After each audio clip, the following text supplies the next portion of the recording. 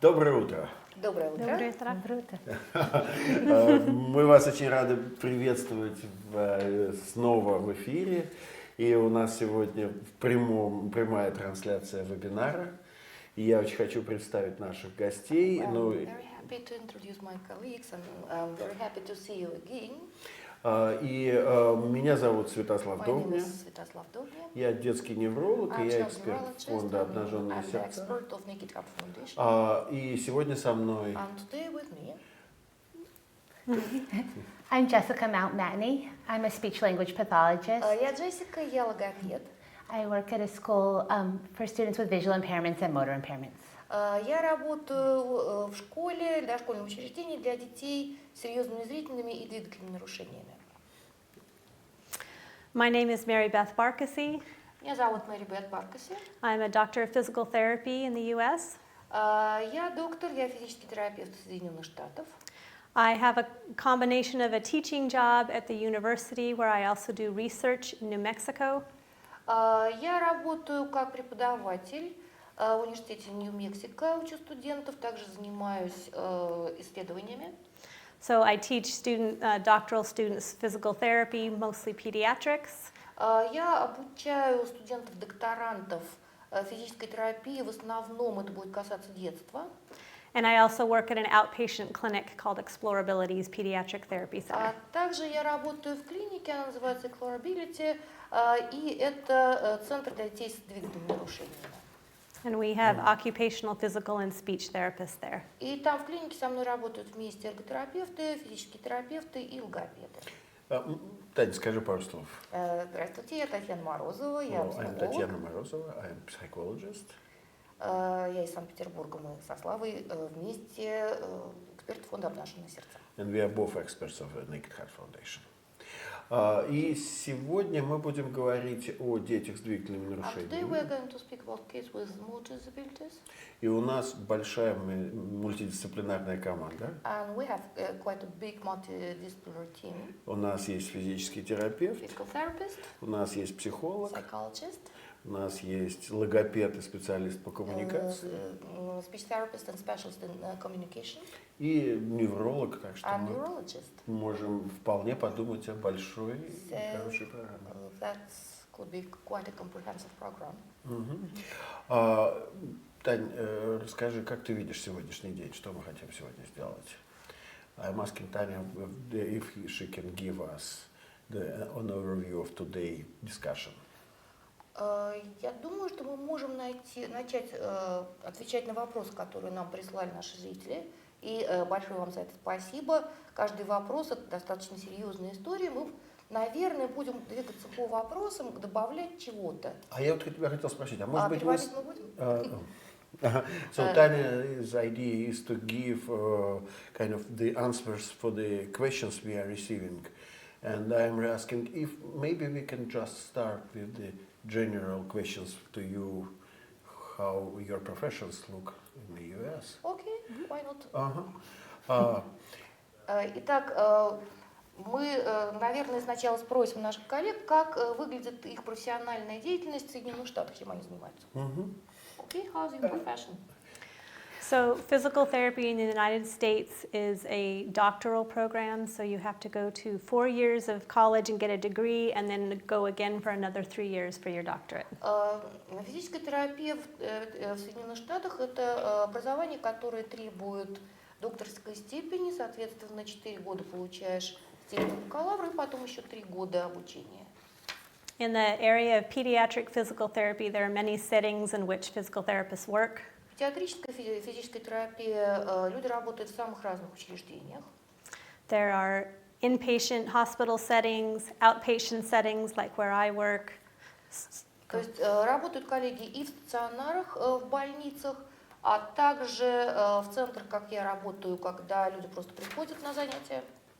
We have physical therapists in the school settings that address the child, making sure the child can access their education.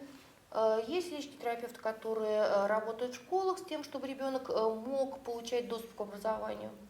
We have early intervention programs, which are free programs for children birth to 3 who are either at risk for delays or have a diagnosis. У нас также есть программа раннего вмешательства, бесплатные программы для детей от 0 до 3 лет. Это для тех детей, у которых либо есть отставание в развитии, либо риск отставания, либо поставленный диагноз. And then we also have home health physical therapy for children who need that sort of service.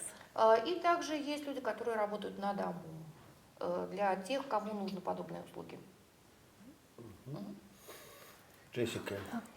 And like physical therapists, speech-language pathologists work in a variety of settings as well. Ну и как физический терапевт и логопед тоже работают в самых разных учреждениях. And speech therapists cover a broad array of areas from feeding and swallowing. И логопедия – это достаточно широкая область, начиная, например, с вопросов глотания и кормления, Alternative and assistive communication, альтернативные и дополнительные коммуникации, so the use of things such as symbols or pictures or higher technology. то есть это касается использования символов, таких как картинки или символы, или технологий с использованием компьютера, That can supplement communication for children who don't and may not speak. которые могут дополнять коммуникацию у детей, которые по какой-то причине либо мало, либо не говорят совсем. And we also work with the speech and language of children and Ну, мы adults. также работаем с развитием языка и речи у детей. Thank you. And you're working in a team, yes? И вы работаете все в командах. And if they're thinking about child with cerebral palsy, who else will be in the team? Думаю, ребенок с церебральным параличом. Кто еще будет в команде? Definitely the motor therapist, the physical therapist, the occupational therapist. Ну, очевидно, люди, которые занимаются движениями, это и физические терапевты, и эрготерапевты. They usually have a special education teacher, Обычно это еще и специальный педагог. and frequently there is a specialist of teaching children with visual impairments because many children with cerebral palsy also have some visual diagnosis. А также специалист, который будет заниматься двигательными нарушениями у детей, потому что часто у ребенка с церебральным параличом есть дополнительные диагнозы, которые касаются его зрения. And in the medical setting, you would also have other medical professionals. You'd have neurologists. И в медицинских учреждениях и условиях, когда мы работаем, у нас, соответственно, есть и медицинские профессионалы, такие как неврологи, Developmental pediatrician. педиатры развития. You might have a nutritionist. У нас могут быть люди, которые могут заниматься подбором диеты, диетологи. You might have an eye doctor, ophthalmologist. И офтальмолог может туда входить. You could have a GI specialist, a У gastroenterologist. нас может быть специалист-гастроэнтеролог. It really depends on whatever the needs of the child are, but often they can be complex. И это очень сильно зависит от потребностей ребенка, а потребности могут быть очень комплексными. When you are saying the team, does it mean you're just, number of people Когда вы говорите команда, что working in это a означает? different Это количество людей, rooms? которые работают в разных комнатах.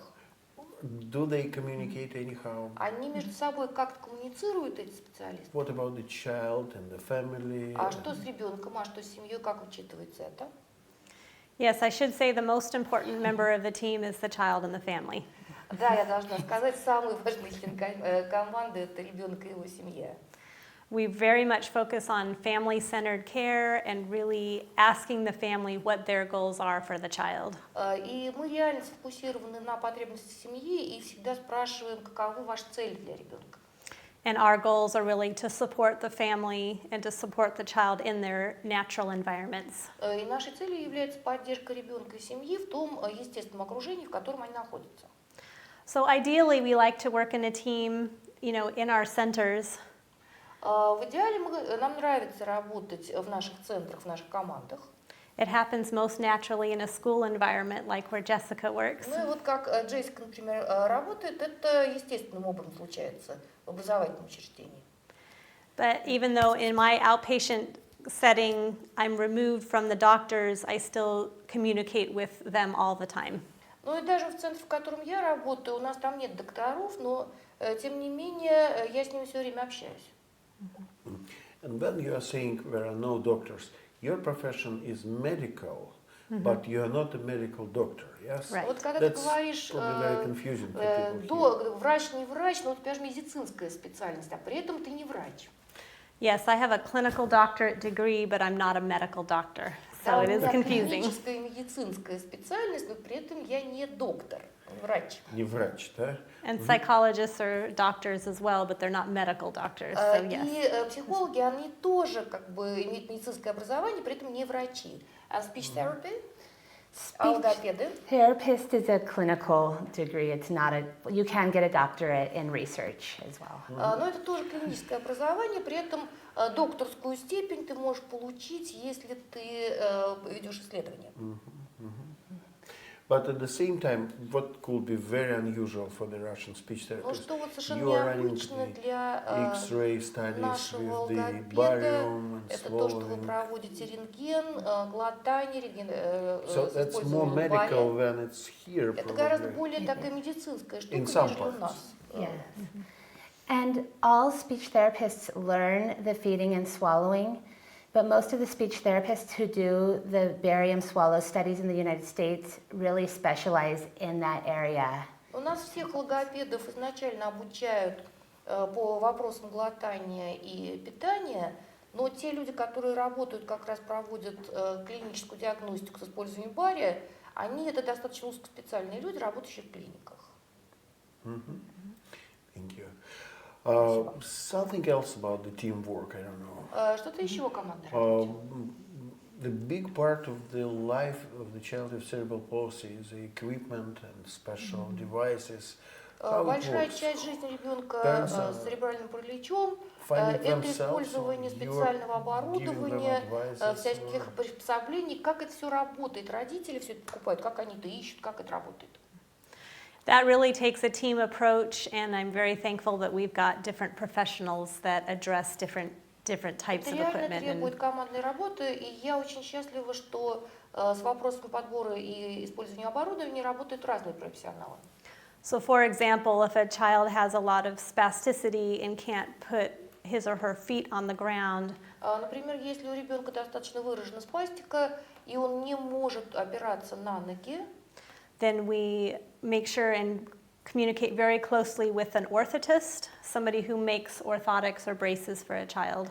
тогда мы достаточно много коммуницируем с ортопедами. Это человек, который занимается изготовлением ортезов для ребенка. Because my role is to help make the child stronger and more independent in their movement. Потому что моя роль состоит в том, чтобы ребенок был сильнее и более самостоятельным, независимым в своем движении.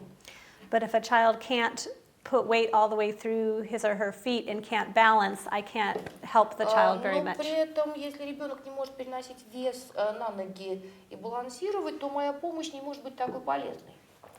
At least if it's a standing goal or walking. Ну, как минимум, если целью является стояние. I'm also very instrumental in helping get equipment for children. Также я достаточно много занимаюсь тем, чтобы у ребенка было оборудование нужное. One of the very most important things about having a child that has motor problems with cerebral palsy И действительно для ребенка с двигательными проблемами, с церебральным параличом, if the child can't sit well, for example, then we need to provide that child stability to be able to eat and use his or her hands. если, например, ребенок не может самостоятельно сидеть или надежно сидеть, то необходимо специальное оборудование, которое дало бы ребенку стабильность и дало бы возможность ему учиться использовать свои руки. You have to be able to be stable in your core, in your center, to be able to move your hands and your mouth well. Потому что для того, чтобы двигать руками и использовать свой рот, необходимо иметь определенную опору, стабильность для туловища. We wouldn't, build our houses on sand. We try to put them on a strong foundation. Мы же с вами дома-то на песке не строим, а пытаемся поставить дом на такой надежный фундамент. And so we use equipment that way to provide children stability when they don't have it themselves. Таким образом, мы используем оборудование, чтобы дать ребенку стабильность, если у него не хватает собственных навыков в данном случае. So some of the equipment I help the family order, and sometimes I refer them to the local hospital where they might order a wheelchair, for example. Некоторые оборудования я рекомендую для заказа, а иногда я направляю семью в больницу с тем, чтобы там подобрали для него, например, кресло. And we'll be happy to talk about the equipment more, but I would like to give Нам бы хотелось, Jessica some мы будем обязательно говорить place, о оборудовании. Я хочу сейчас Джессике дать слово. Yeah, just tell us a little bit of what kind of equipment you are working for children. Ты с каким видом оборудования With работаешь? cerebral palsy and motor disabilities Если это дети с and двигательными other kind of нарушениями, disabilities с церебральным параличом или с другими нарушениями развития. to help them. Even for communication, the positioning equipment is the first thing that they Даже really для need. коммуникации оборудование, которое позволяет позиционировать ребенка, все равно это первое важное. Because they need this stable support so that they can access communication systems. Потому что им тоже нужна вот эта стабильная поддержка, чтобы пользоваться своей системой коммуникации. We assist parents to get equipment based on the needs of their children. Мы помогаем родителям получить оборудование такое, которое основано на потребностях ребенка. So for children who are at the very earliest stages of communication, То есть для тех детей, которые находятся на самых ранних they стадиях may use коммуникации, a switch that activates a toy, можно использовать кнопку, которая активирует игрушку. and this begins to build the understanding of cause and effect and that they can control their world. И это помогает ребенку в том, чтобы он понимал причинно-следственные отношения и что он может контролировать мир вокруг себя. So this is really the basis of emerging communication. И это как раз является основой, фундаментом в развивающейся коммуникации. When children have a strong foundation of what communication is and shared Когда attention, ребенок начинает понимать, что такое коммуникация, у него появляется то, что называется совместным вниманием, we will work to develop symbolic communication. мы начинаем заниматься развитием символической коммуникации. And this can be low-tech, just use of pictures and objects, Это может быть низкотехнологичная система, просто использование картинок и объектов, up to higher-tech communication devices that will have a large array of vocabulary or ну words they и can use. до высокотехнологических устройств, которые позволяют поддерживать уже достаточно большой словарь. Thank you. And when you are working with the child and the family, and Когда вы работаете с семьей и ребенком, very often you cannot change the diagnosis. You cannot достаточно change the часто вы condition. не можете изменить диагноз, который есть у ребенка. What is the overall goal? What Какова же цель, с которой What вы you are trying работаете? to Что вы achieve? пытаетесь достичь? What is the balance between like equipment and making В child чем stronger? баланс And между тем, чтобы I don't просто know. использовать оборудование, и чтобы заниматься развитием двигательных сторон ребенка? Я могу переводить, если тебе нужно будет Нормально. передохнуть. That's a very good question, and Хороший вопрос. it's not an easy answer because it really is individualized to the child. Ну и такого единого ответа нет, потому что все это очень индивидуально для ребенка. Obviously, I don't want to put a child in a wheelchair, for example, and not ever have the child move. Я, конечно же, не хочу просто усадить ребенка в кресло, чтобы он больше не двигался. But there may be times when when we're working on communication or feeding or maybe having the child move in the classroom, that it's better to have the child in the wheelchair. Но как мы работаем над коммуникацией или над вопросами еды, или когда ребенку надо передвигаться внутри класса, то, наверное, лучше, чтобы он находился в кресле. But that doesn't mean that we don't work on motor skills, and that's very, very important Но to это work совершенно не on. означает того, что мы не работаем над двигательными навыками, это очень важно. The research shows that the earlier you can intervene with children, the better. Исследование показывает, чем раньше начата программа помощи у детей, тем лучше. And it doesn't necessarily mean taking a child to a center, it means having a professional teach the parents what to do at home. И это вовсе не означает, что обязательно надо ребенка приводить в какой-то центр. Это, возможно, профессионалы, которые будут обучать родителей, что, собственно, им делать с ребенком дома. So the research really shows that for children with cerebral palsy, that strengthening is incredibly important. И исследования показывают, что для ребенка с двигательными нарушениями заниматься силой его мышечной очень важная штука, укрепление мышц. And so if we understand how children normally grow and develop, we try to use a lot of those the same progression and the same strategies. Понимая, как в норме развивается ребенок, мы начинаем использовать тот же подход к прогрессии навыков и те же самые стратегии. With always the goal being the child being as independent as they can be. И подход такой: ребенок должен быть максимально самостоятельным, насколько это позволяет его возможности. Not necessarily moving, in a certain way, but that the child can do it any way he or she can. Передвигались одинаково, но все-таки тем образом, на который человек способен. And when you're giving the family and the child some communication device, here parents very often could ask, Когда вы даете ребенку или семье коммуникативное устройство, здесь у нас часто родители боятся, что использование такой системы или устройства затруднит развитие речи ребенка. And all of the research shows that the use of assistive technology, whether it's a device or even gestures, Все исследования показывают, что использование вот этих технологий вспомогательных, будь то жесты, будь то устройства, does not delay the development of speech. не задерживает развитие речи, It promotes the growth of language а and способствует communication. развитию языка и коммуникации.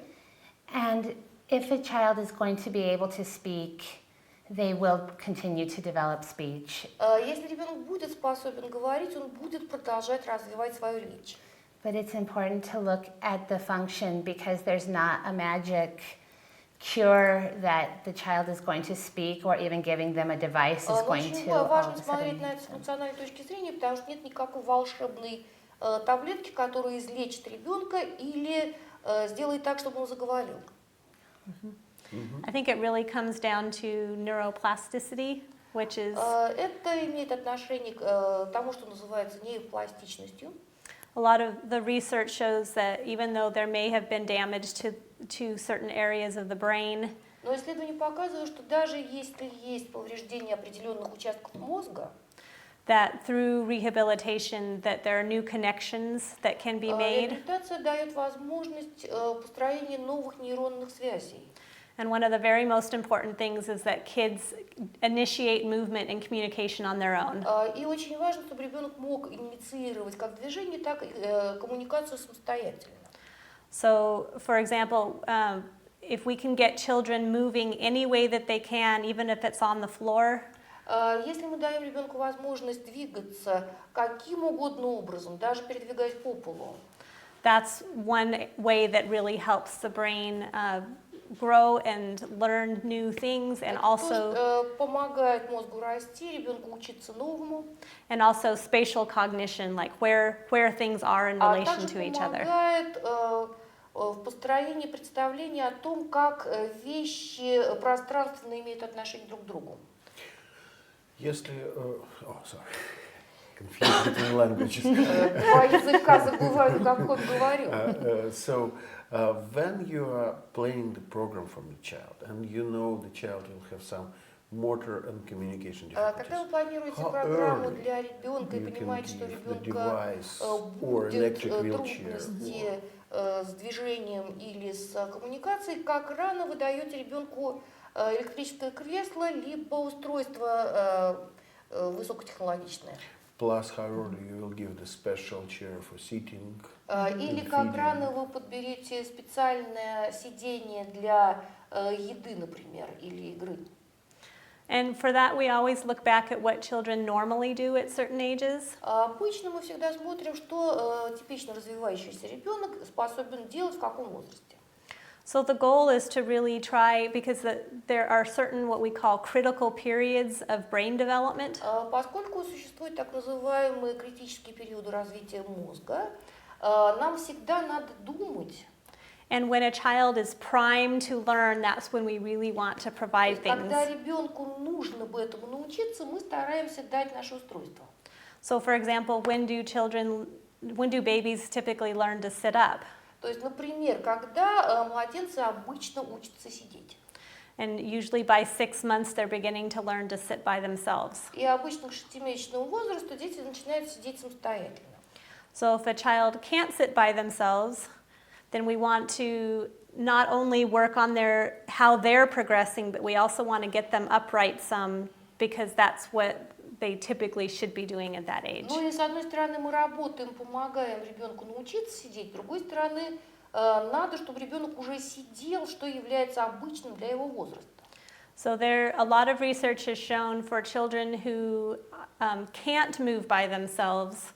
Потому что масса исследований показывает, что если ребенок самостоятельно передвигаться не умеет, That getting them then in a device that can move, like a power wheelchair or maybe in a little electric toy car, то дать ребенку устройство, это может быть как электрическое кресло, либо маленькая машинка, которая электрическая. maybe even a little crawling device on the ground. Либо что-то, что поможет ему ползать по полу. That we try to do that by 2 years old at the latest, because that's Мы when пытаемся, чтобы это в 2 года, самое позднее, но уже у ребенка было. because they're wanting to move. Потому что дети хотят двигаться. We want to capitalize on what they naturally want to do. И мы всегда отталкиваемся от того, что ребенок такого возраста реально хотел бы делать. So we want a child after 1 year to have the power То есть wheelchair. получается, что электрическое кресло у ребенка после года. Our insurance companies usually won't approve it until the child's around 2. Ну, наши страховые компании обычно это не одобрят примерно до 2-летнего возраста. Because they're so he or she expensive. probably will be able to also operate with that, or it Потому could be. что, может, ребенок не сможет управлять, что ли, этой коляской. It depends on the child. They have to have cause-effect. Все зависит от ребенка, должно быть понимание причинно-следственных отношений. So we don't put all children in power wheelchairs. Но и не всех детей мы не всем даем электрическое кресло. They have to have enough vision to be able to see. Должно быть достаточно развитое зрение, чтобы ребенок видел. So again, it's a very individual evaluation and То process. есть это требует такой очень индивидуализированной оценки, это вообще процесс. But we used to wait until the children were 4 or 5, and the research is now showing it's better if you do it early if the child is capable of using that kind of technology. Раньше пытались это откладывать до 4-5-летнего возраста, а сейчас исследование показывает, если ребенок может управлять этим самым устройством, креслом, то нужно давать намного раньше. Jessica, what about the communication devices? Как с коммуникативными устройствами, как рано? And communication doesn't have set age ranges like motor development. У коммуникации нет вот этих вот привязок к возрасту, как у двигательного развития. It's really about developing the foundational skills before we provide the technology so that we're matching their equipment with their abilities. Ну и это скорее касается развития базовой коммуникации, базовых коммуникативных навыков, а потом только переход на оборудование. Because very early communication is really about building the relationships between people and caregivers. Потому что самая ранняя коммуникация – это построение отношений между ребенком и тем, кто за ним ухаживает. So teaching parents and caregivers to be very responsive to any of the motor movements or communication attempts Соответственно, мы that their child may be обучаем making. родителей или ухаживающих быть очень внимательным к любому его движению. And when we offer communication devices or systems, we want to make sure that the child has joint attention. Когда мы предлагаем уже использование системы коммуникации, мы должны убедиться, что у ребенка уже есть совместное внимание. So they know they have to communicate with a partner, not just push a button. С тем, чтобы ребенок понимал, что он вступает в коммуникацию с партнером, а не просто на кнопки же нажимает. They also have to have the motor skills. How you can tell it? How you Как can ты check можешь it? это проверить? Есть у него совместное внимание или как? We always say they have joint attention when you don't have to interpret their communication as much. Когда я говорю совместное внимание, это означает, что взрослому уже не надо интерпретировать коммуникацию ребенка. So when a child is always smiling or they kick their feet when something stops, they may be indicating they want more of that. But Ну, then, вот, например, если ребенок улыбается, либо если ребенок как-то ногой подернет, когда что-то остановилось, это можно интерпретировать как желание продолжать. but the shared attention is when they may make eye contact with you and move their body or touch you. Все-таки вот это разделенное внимание, это когда он не только ножкой дернет, но и при этом на вас посмотрит или к вам прикоснется. So we want to know that they're directing these requests to a person. То есть нам надо понимать, что ребенок направляет свой запрос или просьбу уже на человека. And the best way to build that is to be very responsive to all of the interactions and И things that a child лучший does. способ этого добиться – это очень внимательно следить за всем взаимодействием, которое пытается делать ребенок. And I think it's a question for many Russian professionals. Это I вопрос don't для think it's a многих question for you. специалистов, What will может be быть, a не для вас. diagnosis or condition which will prevent you to think about communication? Есть ли какие-то диагнозы, которые, когда мы any не думаем child, вообще про коммуникацию? To think about communication. Like, with the teens. could it be too severe child when you Может ли быть ребенок с таким You will not тяжелым even нарушением, try когда to ты не find будешь it. вообще пробовать ничего делать с его коммуникацией? And that shared communication, to begin to build it, is difficult for children with CP or cerebral palsy, but also autism is one of those where you have to very directly teach. Ну вот есть дети, которые приходится очень специфическим образом учить коммуникации. Это могут быть дети с церебральным параличом, это могут быть дети с аутизмом. I might re-ask the question. Ваше переспросит свой вопрос. Or Tanya, you can help me to re-ask. Well, the question То есть was, are вопрос there any был kids такой, who are, если дети, there is no reason to teach them когда communication нет at просто all. причины, It что... would be too severe child for Yeah. even trying to teach. Because you are Okay, I with understand. very Мы severe сейчас будем cases. только, не успели перевести. Okay, I understand better now. Теперь я понимаю, о чем ты говорил. But there's no child who is too severe to teach То есть нет такого communication. человека, который слишком тяжелый, чтобы его обучать коммуникации. Not every child may progress quickly to symbols or to speech. Может быть, не каждый ребенок быстро дойдет до использования символов или речи. But communication is relationship, so it's any Коммуникация – это interaction. отношения и любое взаимодействие.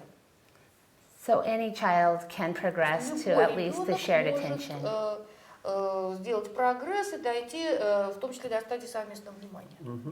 So how early you will come to the child? Как рано ты придешь как специалист к So, ребенку? for example, Например. you know, there are children who are since the birth in intensive care. Ну вот, например, the ребенок, который только parents, родился, находится в реанимации, They're in stress and they don't know how to родители у read него в the стрессе, не child's знают, cues. как научиться понимать этого Could speech ребенка. therapist start then, or you will wait Там for a начнет certain time? работать How? логопед, или вы подождете какое-то время? There are often speech therapists in the hospital when children with significant needs are born. Но когда ребенок рождается, еще находится в больнице, Frequently, the focus at that time is on feeding and on their motor чаще abilities. всего фокусом работы логопеда это все-таки будет глотание или питание. But they can train the parents in recognizing and responding to the cues of their Но children. родители также будут учить, замечать и отвечать на сигнал ребенка. So very early. So То very есть достаточно early. рано. У меня есть вопрос. Вопрос Таня has a такой, question. так уж получилось, что многих наших логопедов, прям вот, можно сказать, с первого дня в университете начинают учить, что если хочешь улучшать речь, занимайся тонкой моторикой. So here is a belief, and many our speech therapists learned that from first grade in the university, that if you would like to develop speech, you need to work with the fine motor skills. So that's a direct connection with the fine motor skills and То есть как будто бы and the существует verbal прямая skills. связь между речью и it тонкой true? моторикой. Or- Это вообще правда?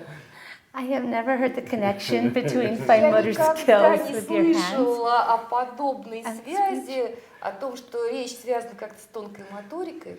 We have always said that speech is kind of the finest motor skills because you're using very tiny muscles Да, мы всегда in your говорили, mouth. речь это самая-самая тонкая моторика, потому что мы самые мелкие мышцы во рту используем. But I don't think knitting or beading will teach a kid to Но я не talk. думаю, что пусть нанизывать либо вязать как-то поможет детям заговорить. But what will help? А что поможет заговорить? Understanding communication, Понимание коммуникации. understanding the use of symbols and language. Понимание использования символов и языка.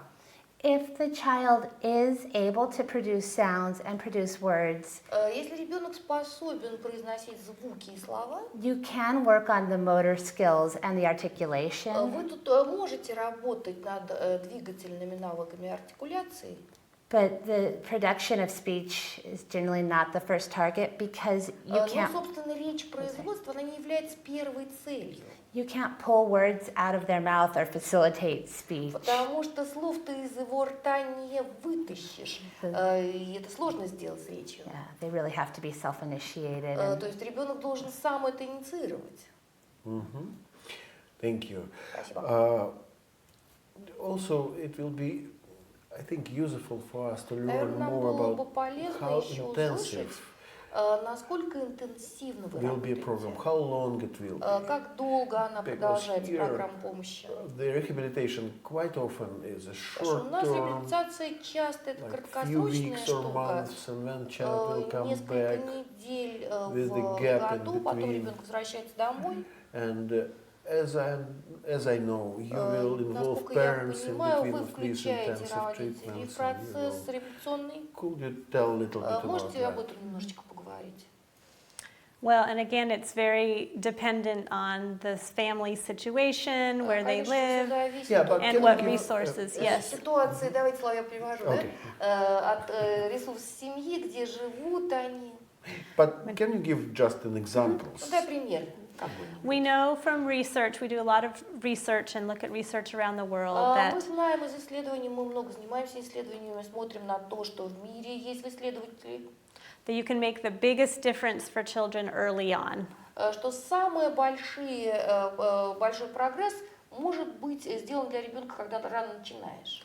And so that's why in the US we have early intervention programs that are paid by the government. Поэтому в Соединенных Штатах есть программы раннего вмешательства, которые оплачиваются правительством. But that's more of what we call a developmental model that looks at the overall child's development. Но это так называемая развивающая модель, которая вообще смотрит на развитие со всех сторон. And we also try to, if families are able to use insurance or medical programs to get private therapy as well. Ну и родители также используют свои государственные или частные страховки для того, чтобы частным образом получать программу помощи. Because we know that intensive services early are the most helpful. Потому что мы знаем, что рано предоставленные интенсивные услуги являются самыми полезными.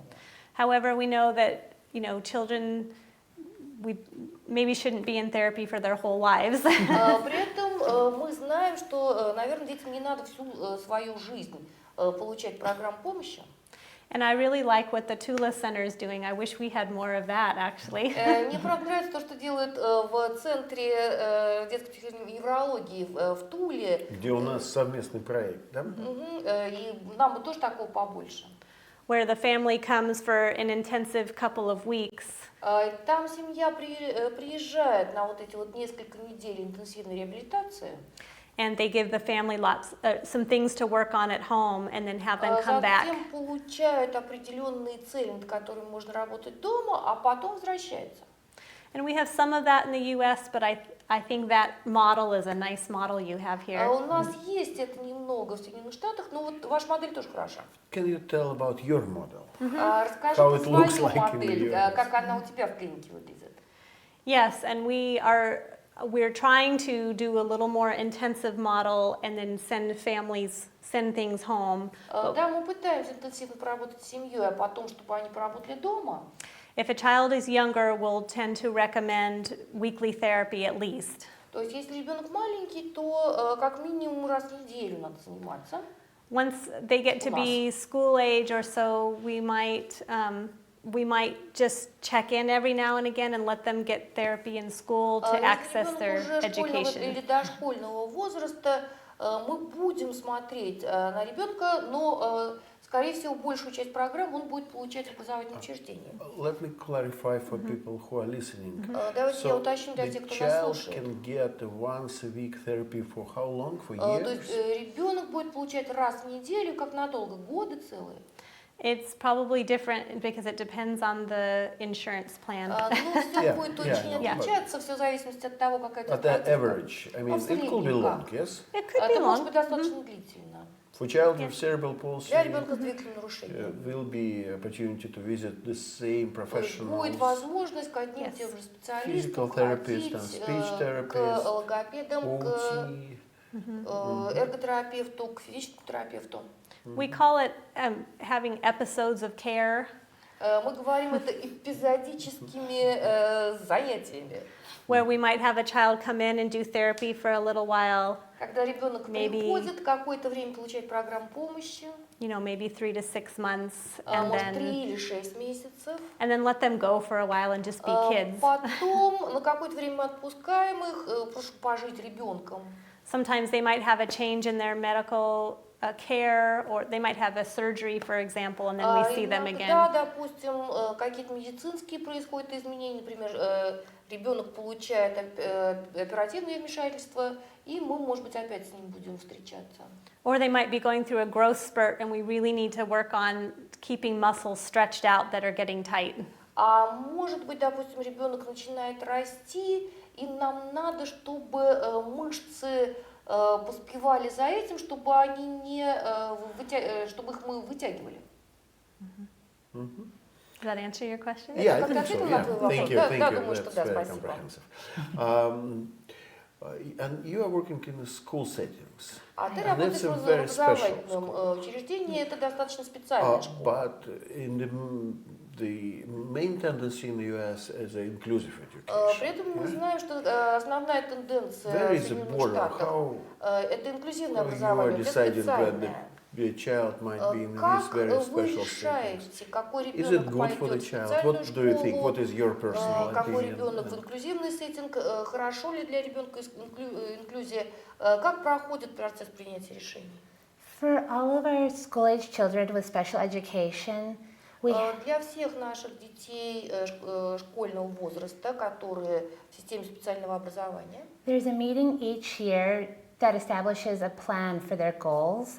у нас есть ежегодное собрание, когда на год выбираются Встречи с родителями, видимо, да? встречи с родителями, которые занимаются постановкой целей на год. And part of this discussion is what we call least restrictive environment. И частью этого обсуждения является представление ребенку так называемого наименее ограничивающего окружения. Who is a part of this meeting? А кто частью этой встречи является? The primary participants are the parents and Основные the child. участники – это родители и ребенок. So the child is participating in Ребенок this там meeting. прям They физически. are, depending Да. on the ability they can participate in. Ну, в той степени, в которой способен участвовать. And then all of the therapists who work with the child, the teachers, Все специалисты, которые работают с ребенком, его педагоги, учителя, and any administrator of the school is ну и generally involved. администрация школы. And when they decide what is least restrictive environment, Соответственно, мы пытаемся понять, что для ребенка будет наименее ограничивающим окружением. we look at what is the amount of support the child needs to be successful in the Мы еще environment. смотрим на то, какое количество ребенку поддержки нужно для того, чтобы быть успешным в своем окружении. So our school, which is very specialized and kind of restrictive, Наша школа, где я работаю, она очень специализированная и в какой-то степени это ограничивающее окружение. we consider the impact of the visual impairment on their access to education. Соответственно, мы смотрим, насколько зрительное нарушение является препятствием в образовании ребенка? The amount that the curriculum has to be adapted to be appropriate for them. Та степень адаптации учебного плана, чтобы ребенку это было в его силах. And the amount of therapies that they need to access Ну и this количество программ education. помощи для того, чтобы ребенок мог учиться в учреждении образовательном. And it can range from our very supportive environment И оно может отличаться от окружения с большим количеством поддержки to students who are able to attend regular education А есть дети, которые могут посещать обычные школы, with just supports on occasion from a therapist. получая от специалистов просто поддержку время от времени. То есть so the restrictive environment То есть вот это means ограничивающее access to окружение, the peers, ограничения typical peers. касаются того, насколько ребенок находится много с Mostly. обычными сверстниками. The typical environment is Обычное access to their peers. Это когда с обычными сверстниками. In a more restrictive environment, А ограничивающее окружение, the goal is to bring in as many opportunities to interact with peers as мы possible. стараемся, чтобы у ребенка были максимальное количество возможностей взаимодействия со сверстниками. But that is definitely one of the negatives about a very restrictive environment. Ну вот как раз в наиболее ограничивающем окружении это является негативной его стороной. Is they don't have as many opportunities Там to не так interact много with peer models. возможностей взаимодействовать с обычным сверстником.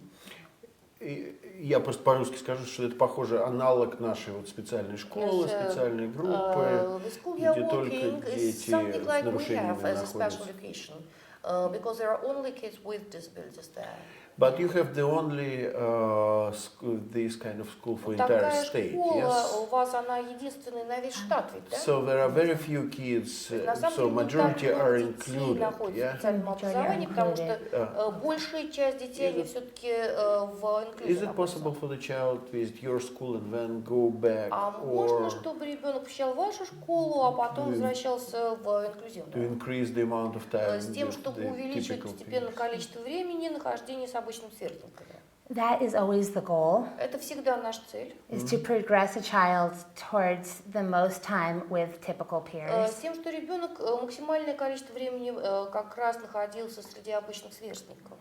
And always offer them the time to interact, Давая детям возможность для взаимодействия.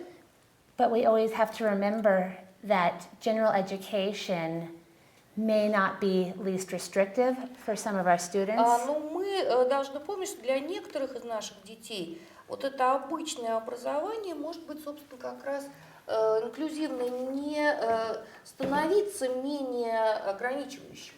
Because to place a kid without adequate supports into a regular education class, they may become isolated. Потому что просто помещение ребенка в обычный класс без должного количества поддержки часто приводит к его изоляции.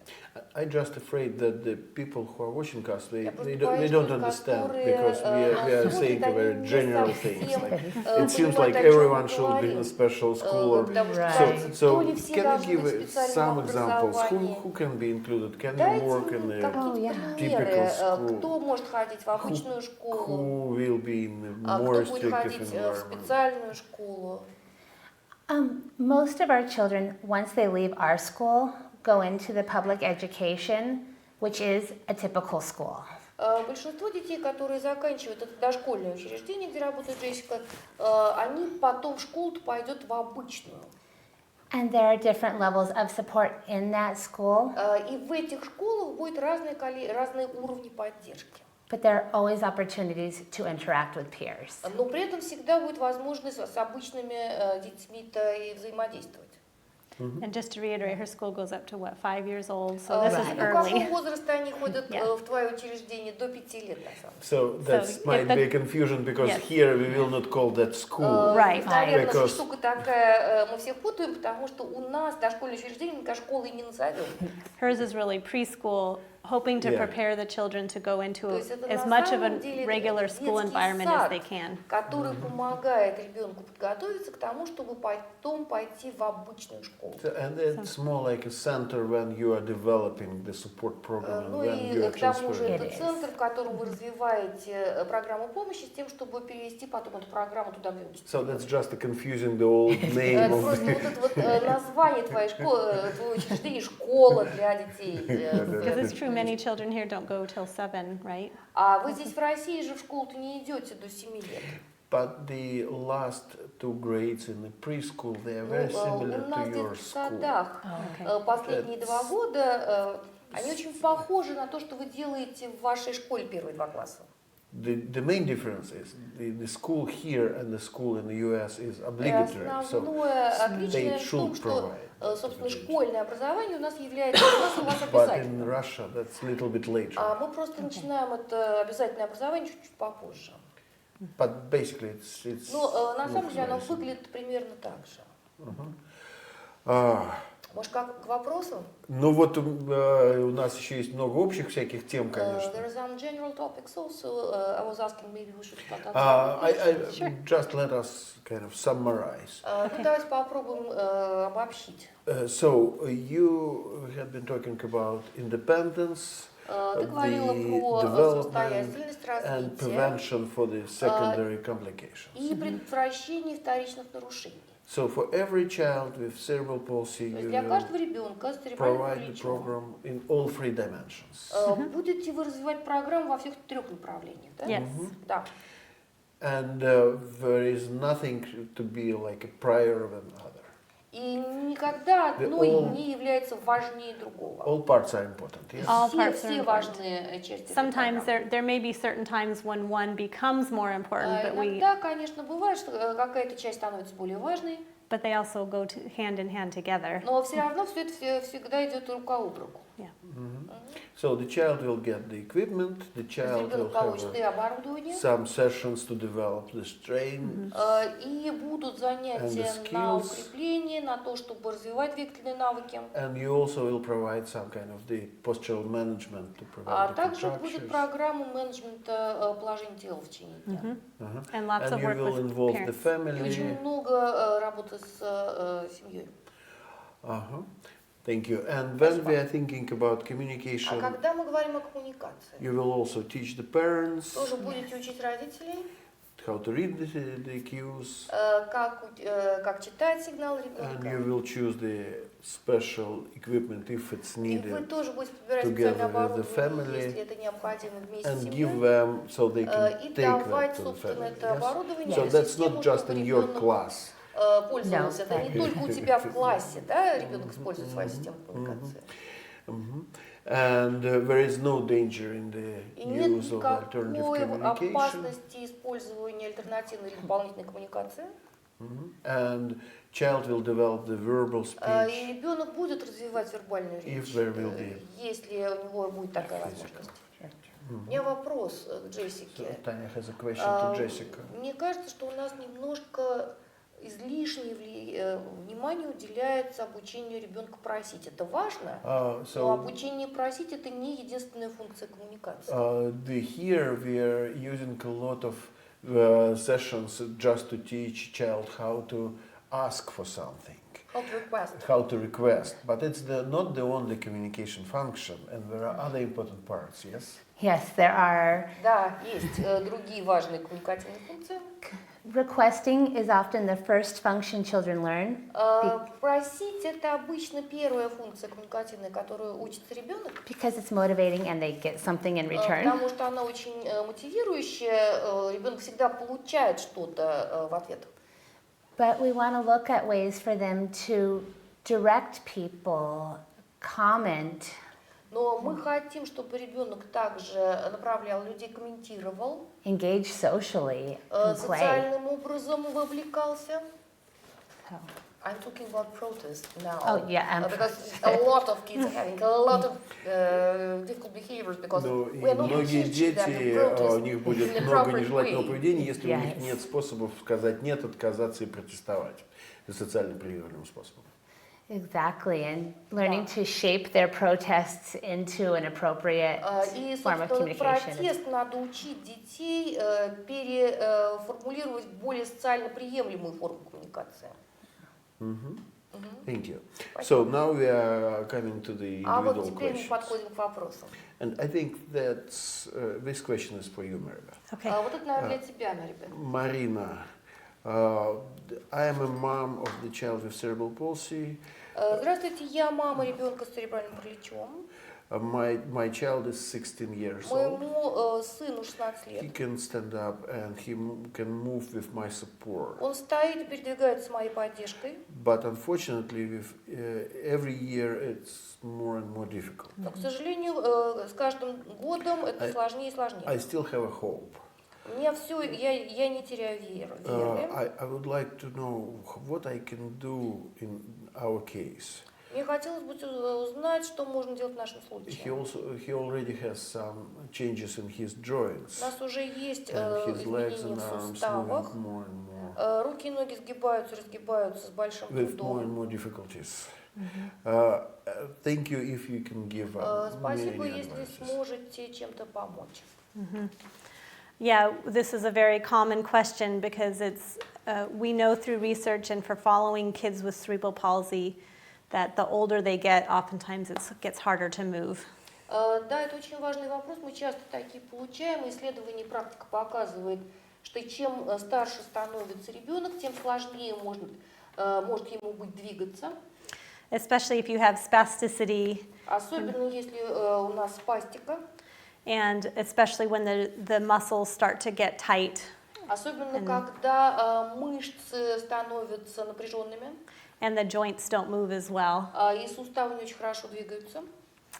So I think that it's always very important to think about where you want your child to be down the road, 10 or 20 years from now. Я думаю, что очень важно подумать, чего вы ожидаете от ребенка, что будет с ним происходить через 10 или 20 лет. And I know that causes a lot of fear in parents a lot of times. Я знаю, что часто это вызывает много страха у родителей. And I think there's such a focus on children learning to walk as they're younger. Ну и вот это вот желание научить ребенка ходить очень часто является фокусом для многих семей. But you can be very independent without walking. Но при этом достаточно самостоятельным можно быть и не без самостоятельной ходьбы. So I think it's important to always be thinking how can you help your child be as independent as possible. Поэтому я думаю, что очень полезно думать о том, как я могу моему ребенку дать максимальную возможность для самостоятельности. If it is helping your child learn to walk longer, Если это полезно ребенку учиться дольше ходить, then what is preventing the child from walking? то есть, соответственно, что тогда мешает ребенку ходить? You know, are the knees too tight and they can't get up straight? То ли есть достаточно много напряжения в коленках, не может человек выпрямить колено. And so, for example, we might address that muscle tightness and do what we call long, low-load stretching, so maybe doing splinting at night. Может быть, тогда мы будем этим заниматься для того, чтобы снизить вот это вот. Мы будем заниматься ортезами, которые вытягивают мышцы в течение ночи. Or maybe we, refer to a neurologist and maybe think about Botox and stretching. Может быть, направим ребенка к неврологу, чтобы подумать о вытягивании мышц и использовании ботокса. Or doing a standing program where the child's knees are straight. Либо у нас появится программа, в которой ребенок стоит специальная с выпрямленными коленками. But always making sure that we're working with a team of people who know this child, Но the всегда очень medical важно, чтобы мы team. работали в команде людей, которые знают этого ребенка, и включая врачей. And I know it's difficult sometimes in the weather here and obtaining equipment. Я знаю, что в России погода другая, и есть сложности с получением оборудования. And that sometimes things aren't maybe as accessible to people, to families. Ну и не все имеет возможность семья получить. But if we can think about ways to help children move with, wheelchairs or strollers or things to help families get these children around, Но все-таки надо думать о получении кресла или коляски для того, чтобы родители могли выходить из дома с детьми. then that could help the child be more independent and not make it so hard for the family. Это поможет ребенку быть более самостоятельным и не так будет сложно семье. So does that answer the question, do you think? Насколько это ответил на вопрос? То есть, я не знаю, мне лучше по-русски суммирую. Давайте я уже. So, Я не знаю, what language to use. yeah, my brain is a little bit confused. So you will work with you will advise you to work in a combination, like То есть вы independency будете with работать the в комбинации, с одной стороны, equipment and maybe самостоятельность, которую wheelchair, даст использование специального оборудования, как, например, специальные коляски, and also maybe buttocks and а straightening также and будете заниматься растяжением standing мышц, up. возможно, использованием ботокса, либо специальной программой стояния в оборудовании. I think there's a difference in the approach. There's an approach to rehabilitate, Я думаю, что есть разница подходов. Один называется реабилитация либо восстановление. and that's to work maybe on the underlying problems that are reducing this child's capability to walk. И это работа с проблемами, которые снижают способность ребенка ходить. And we also have to think of compensation А вторая штука – это компенсация. and maybe making things easier for the child to move, like using a wheelchair. Соответственно, как жизнь ребенка сделать более легкой, как ему передвигаться полегче. So I think the goal of the rehabilitation team is to do both. И я думаю, что цель реабилитационной команды – это и то, и другое. And also when they are thinking about high muscle tone, they are thinking А также, about когда мы думаем о высокомышечном spasticity, but we are тонусе forgetting about weakness, yes. и спастики, So мы that часто might be good to забываем, work что за with этим it. стоит мышечная слабость. И, наверное, мы с этим будем работать. Да. With weakness as well. Too. С мышечной Yeah, and weakness, слабостью. getting the muscle stronger. Да, действительно, мышечная слабость – это проблема, и надо работать с тем, чтобы мышцы стали сильнее. For example, if a child's tight in the knees, in the hamstrings, then oftentimes the quadriceps, this front muscle, doesn't have good control Ну, то or есть, если strength. у нас есть в икроножных мышцах спастика, если у нас, соответственно, в коленных суставах возникают проблемы, то мы можем подумать о том, чтобы в мышцах бедра поработать и увеличить силу, чтобы они противостояли спастичной мышце и могли работать и, соответственно, лучше помогать конечностям двигаться. То есть нам нужно подумать о том, как развивать So силу we should различную. think about strengthening the muscles. Yes.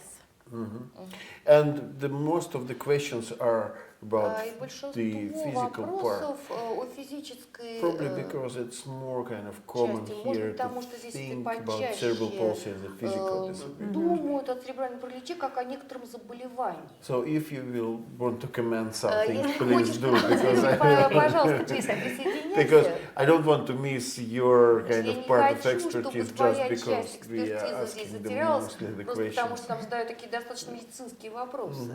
And I was just going to say a lot of early communication is the motor piece and how they access their environment. Ну So и it я is бы really хотела appropriate. сказать, что многое в нашей ранней коммуникации, оно имеет вот такой фундамент двигательный, потому что ребенок должен взаимодействовать со своим окружением. This question, I think that's for Tanya. Вот этот вопрос похож для Тани. It's one of the questions Janara sent us from parents. And the question is how to be independent from Как mom. быть независимым от мамы? When the child can see, mom is asking, when the child can see me, he cannot see anyone else around. Когда он видит We меня, don't know он не the видит никого, ничего вокруг. And I am really, cannot let him go with, to other places with no me. Ну и получается, что ребенок не может без меня никуда выходить. Это вопросы от мамы у ребенка, который аутизм, потому что там два вопроса.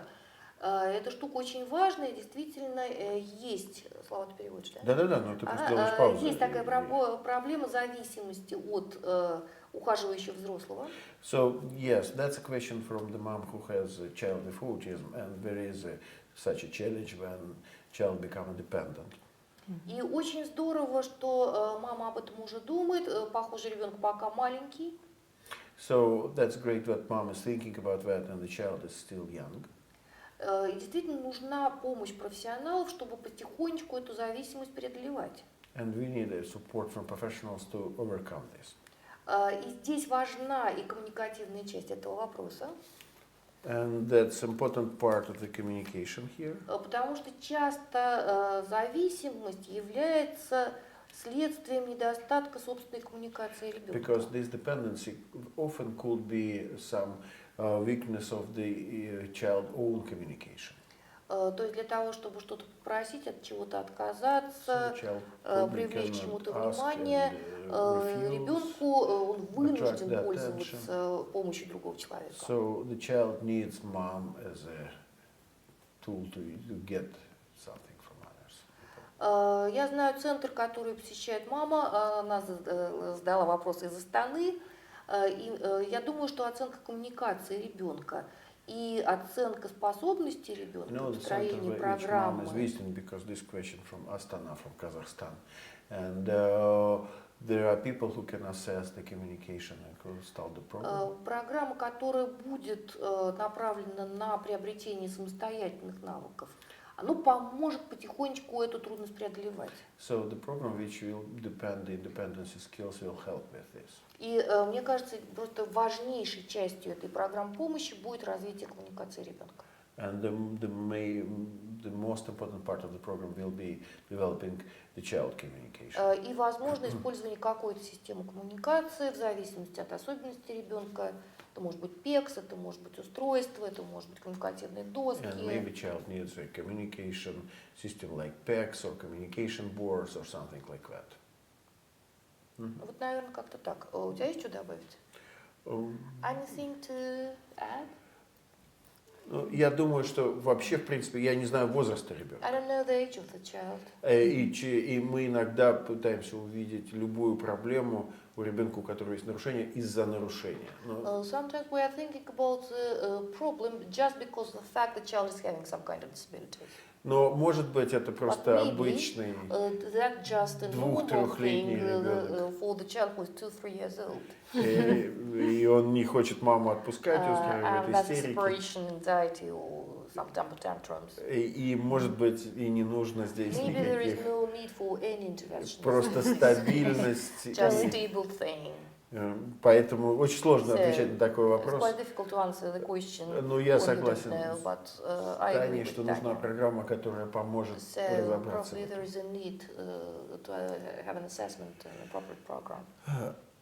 So, another question for you, Maribel. Еще один вопрос к тебе, Марибет. Here is a contracture with the right, как это у нас, господи, Elbow. Biceps, yeah, elbow.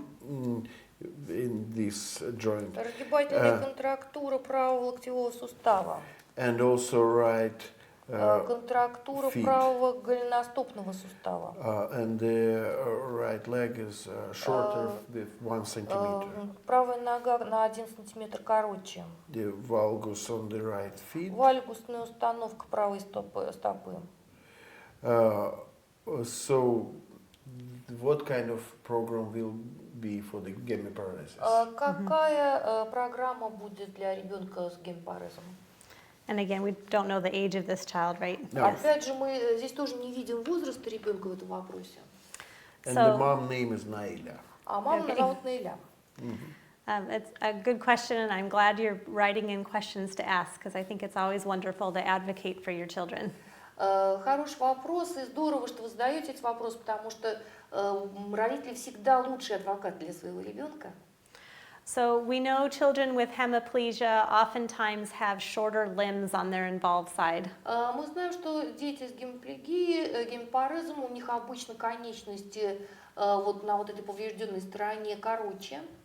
They don't get the normal weight bearing through the bones. В том числе кость не получает должной весовой нагрузки.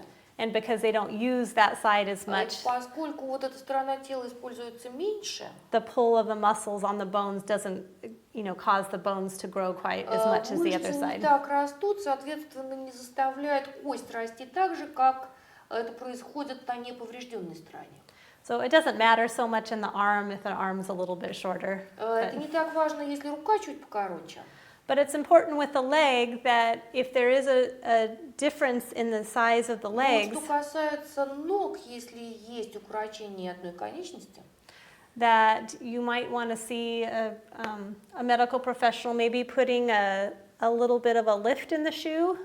то, скорее всего, ортопед посоветовал бы сделать подошву потолще на вот этой ноге. And that way you're at least getting weight bearing equally on both sides and keeping the posture straighter.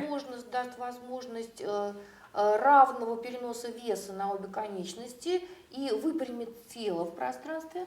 It's also really important to try to keep the flexibility in the leg and the ankle. Очень важно стараться поддерживать возможность, чтобы нога двигалась, колено и голеностопный сустав. So it's really important to be proactive as the child is growing. То есть важно очень быть проактивным по мере того, как растет ребенок. Because it's way easier to prevent a contracture than it is to fix one. Потому что гораздо проще контрактуру предотвратить, нежели иметь дело, что контрактура уже имеется.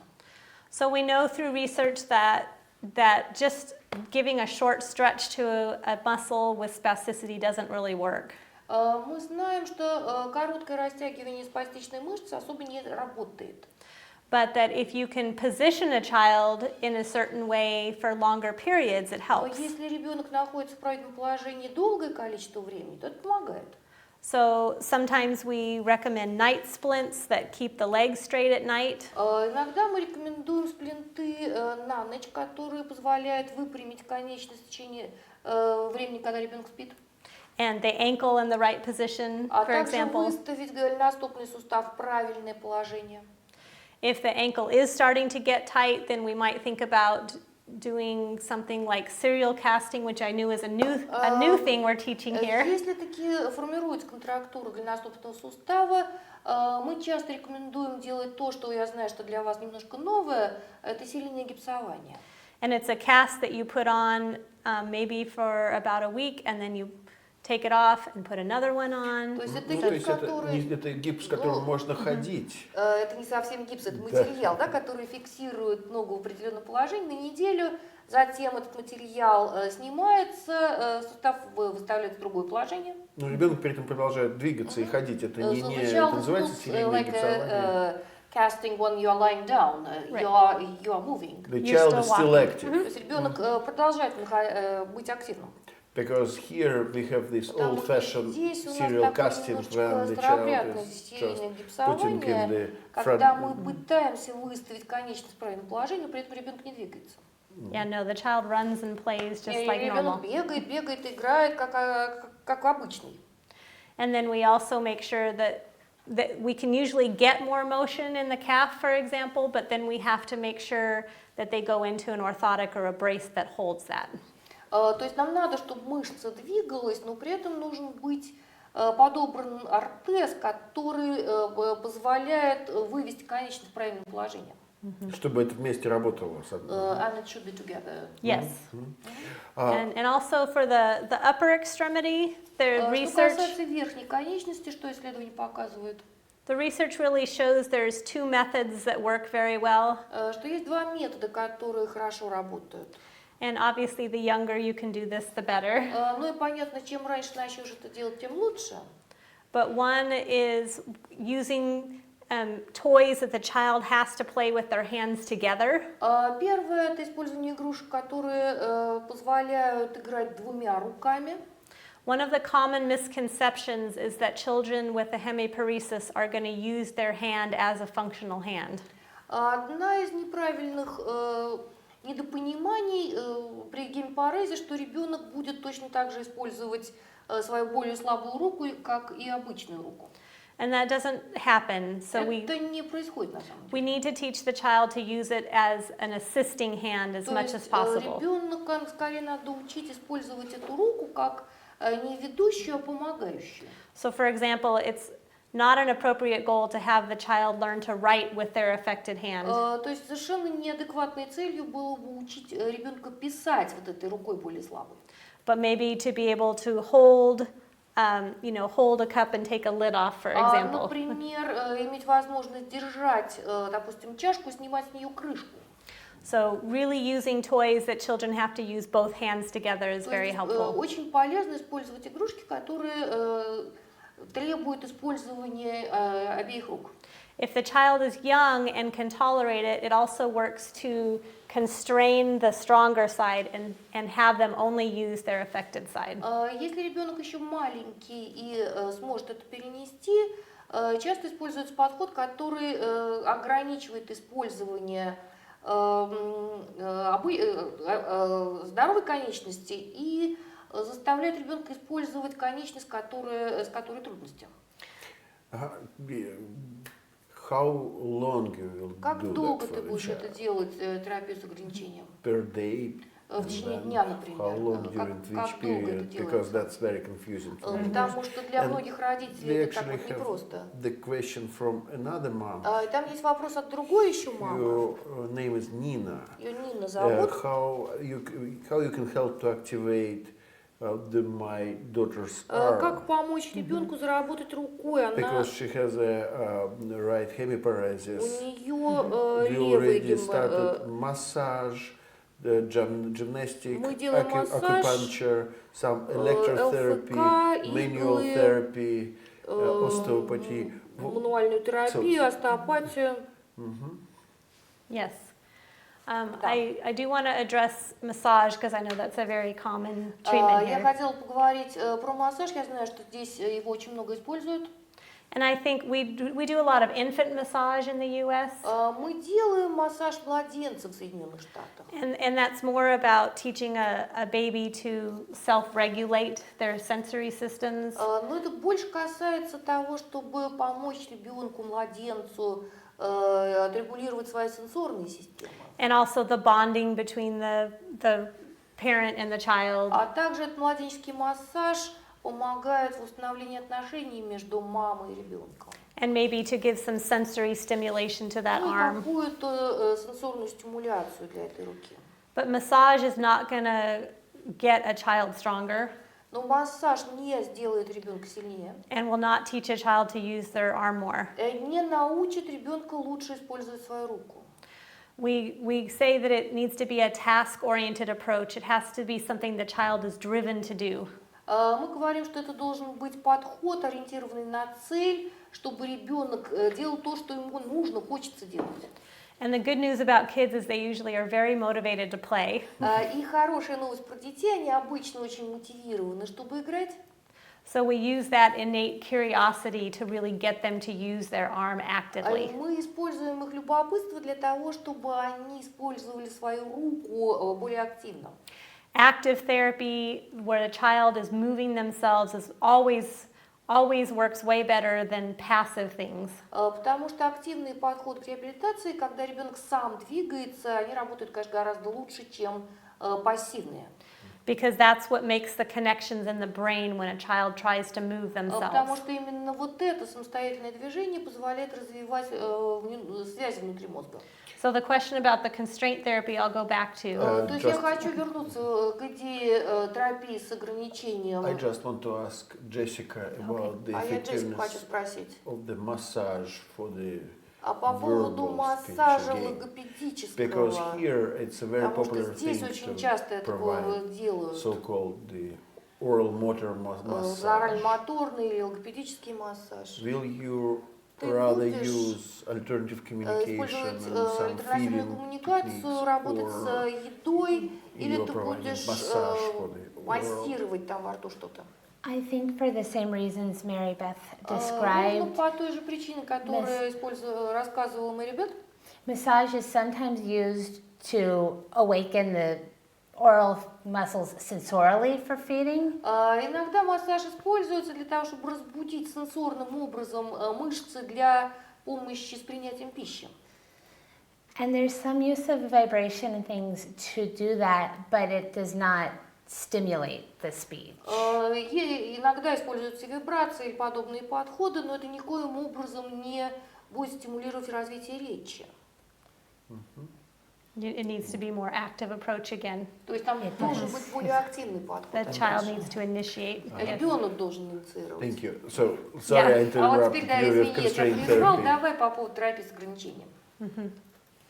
So in the U.S. we have constraint therapy camps sometimes for children with hemiplegia. У нас даже есть лагеря для детей с гемиплегией в Соединенных Штатах, где используется подход, летние лагеря. And they'll actually put a cast on the child's strong arm. И действительно на вот эту сильную руку накладывается некий материал, она говорит типа гипса, но это пластик. And they'll work every day with the weaker arm for about 2 weeks. И, соответственно, с этой более слабой рукой по примерно 2 недели работают. And the good news is the kids make a lot of progress during the camps. Ну, хорошая новость в том, что да, во время этого лагеря у детей большой прогресс. The bad news is if they go home and go back to their same ways, they regress again. Но плохая новость в том, что если ребенок возвращается домой и ничего там не меняется, соответственно, потом получается опять регресс. So what's the message of that story? И смысл-то вот этой истории какой? And it's how important your role is as a parent at home. Насколько важна ваша роль родителя дома? Because you, whatever is done every day with a child is going to make the most Потому что difference. то, что происходит с ребенком каждый день, это как раз именно это и приводит к самым большим результатам. So encouraging the child to actively use that arm and hand. То есть, соответственно, мы должны побуждать ребенка к тому, чтобы активно использовать эту руку. Needs to happen if the connections in the brain are going to, in order to develop those connections in the brain. Это поможет развиваться новым связям в мозге ребенка. Just how long you are using constraint therapy during the day? For how long? It depends. Я спросила, как долго будет использовать терапию в течение дня с ограничением. Sometimes, like in the constraint camps, the kids are a little bit older, so they'll tolerate it for longer. Дети, которые в лагере, они, понятно, постарше, они перенесут прям всю 2 недели. They might be in a cast all the time for a couple weeks. Вообще 2 недели не будут с них снимать этот ограничитель. But when kids are younger, Когда они маленькие, we might just put a splint on. Мы можем, например, сплинт на руку поместить. And maybe do it for an hour or 2 a day only. И, может быть, это будет всего час или 2 часа в день. We really try to do it when the kids are happy and motivated to play. То есть мы хотим это делать, когда дети счастливы и мотивированы играть. Yeah. Thank you. You're welcome.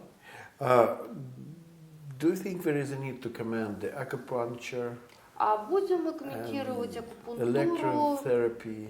электрофорез. Do you use it a lot? Вы вообще используете эти подходы For a child with cerebral для palsy, for ребенка spasticity? с спастикой и церебральным параличом? There's no research to really support that acupuncture, if it can impact physical or spasticity. Показали бы, что акупунктура как-то влияет на спастику. There's also research that just passive electrotherapy isn't very effective either. Также есть исследования о том, что пассивная вот эта электротерапия также имеет очень низкую эффективность. We do use electrical stimulation to help work a muscle, to rehabilitate a muscle. Мы используем электростимуляцию для того, чтобы мышцу заставить работать. So for example, if you have a child with hemiplegia that you're trying to teach them how to lift their wrist up, for example. Например, если это ребенок с гемиплегией, вы хотите научить его, как поднимать кисть. I might put electrical stimulation on the arm with a switch. Может быть, я размещу электростимулятор на руку с кнопкой. And then we can do some training with that on to help them learn how to lift their wrist up better. Ну и, соответственно, мы будем учить ребенка, чтобы он учился поднимать кисть. Some kids tolerate this and some don't, so you have to be careful. Некоторые дети это переносят, некоторые нет, надо поосторожнее. You mentioned switch. What you will be Причем switching? тут кнопка. It's a switch, a trigger switch that I can push the button when they're working it, so that the electricity is helping them. But again, it's not a passive modality. It's they're actively using the muscle and it's helping the muscle. То есть это кнопка, которую специалист будет нажимать, чтобы активировать мышцу, и пошел электрический сигнал, который бы заставил мышцу двигаться. Это опять же не про пассивную, это не электрофорез, не какие-то другие пассивные виды электротерапии, которые, собственно, мы здесь используем, к сожалению, которые не имеют доказанной эффективности. One more question from mom. Her name is Anna. Еще вопрос. Маму зовут Анна. What are the effectiveness of the Adeli suit and other suits for the cosmonauts? There are a lot of commercials космонавтов. in internet. Достаточно много предложений коммерческого характера такие в интернете. Это достаточно дорогая штука. Есть ли какие-то исследования за этим? There is not strong evidence that putting on an Adeli suit will improve a child's function. Нету серьезных доказательств того, что костюм Адели может улучшить функционирование ребенка. There's one study I know of that talked about children with an Adeli suit versus children that got just regular therapy and no Adeli suit. They both got therapy. Ну, в общем, есть единственное исследование, которое мне знакомо, на двух группах детей. Одна группа получает костюм Адели, а вторая другую программу помощи. And both of the children improved, not because of the Adeli suit, but because... Улучшения происходят и в той, и в другой группе детей. Это не потому, что костюм Адели работает. But because it was an intensive strengthening and mobility program. Потому что там есть программа интенсивная двигательная и по укреплению мышц. However, I do use sometimes I use elastic straps to help get better alignment. Иногда используем мы эластичные материалы для того, чтобы ребенок лучше почувствовал свое тело. Называется тейпирование. So, for example, if I'm teaching a child to reach, То есть, если я учу ребенка, например, дотягиваться, and if we hunch ourselves over and try to reach, we can't reach very high. если мы вот так вот сами сгорбимся и будем пытаться дотягиваться, But if I can add some straps to help a child если я при этом помогу ребенку плечи расправить sit up straighter, then I can и сидеть automatically более improve their reach. я автоматически буду улучшать его способность дотягиваться. So I do use some of the elastic straps to just get a better alignment То есть for movement. иногда используем эластичный материал для того, чтобы ребенок был более выпрямленным, совершая свои движения.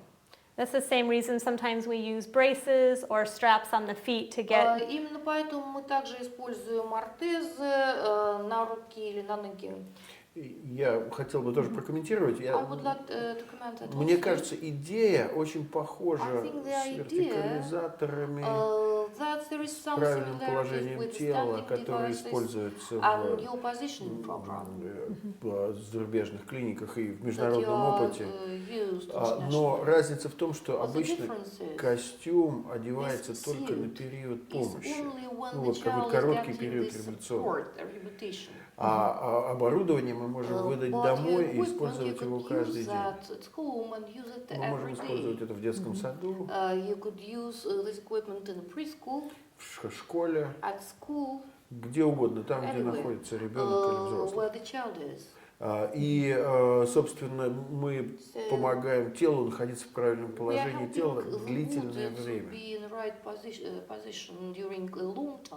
Если бы мы могли одеть костюм космонавта и использовать его в течение дня во время каких-то занятий, длительное время, и отдать это домой, и он был бы прост в том, чтобы его снять и одеть,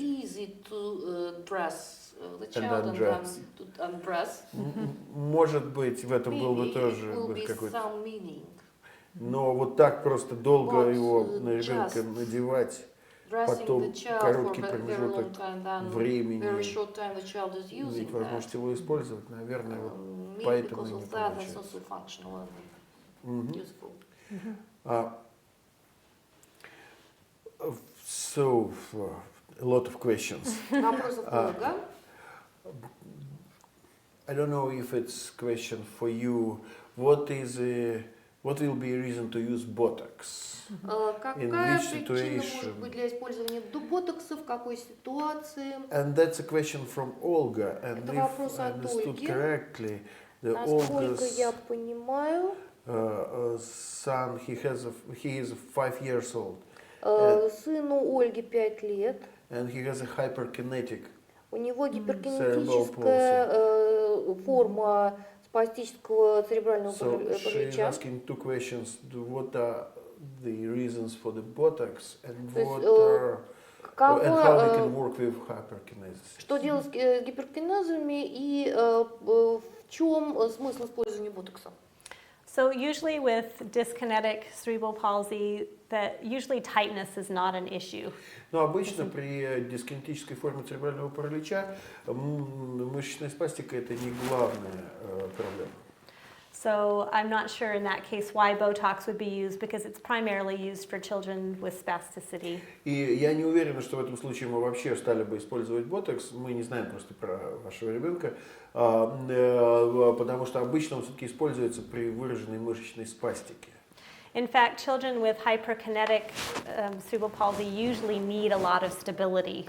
Обычно ребенок с гиперкинетической формой церебрального паралича нуждается в большом количестве стабильности. So I would be cautious about using Botox for that. Yeah, but what about stability? How you will provide that? А что с стабильностью? Как ты это дашь? So children in this category oftentimes might need, sometimes it works to use something like a weighted vest or a compression suit or something deep pressure. Иногда мы используем что-то, что может дать ощущение глубокого давления. Это или утяжеленный жилет, или какие-то другие плотные вещи, которые мы можем дать ребенку на туловище, чтобы увеличить ощущение стабильности. We also do a lot of activities where they're weight bearing through their arms and their legs.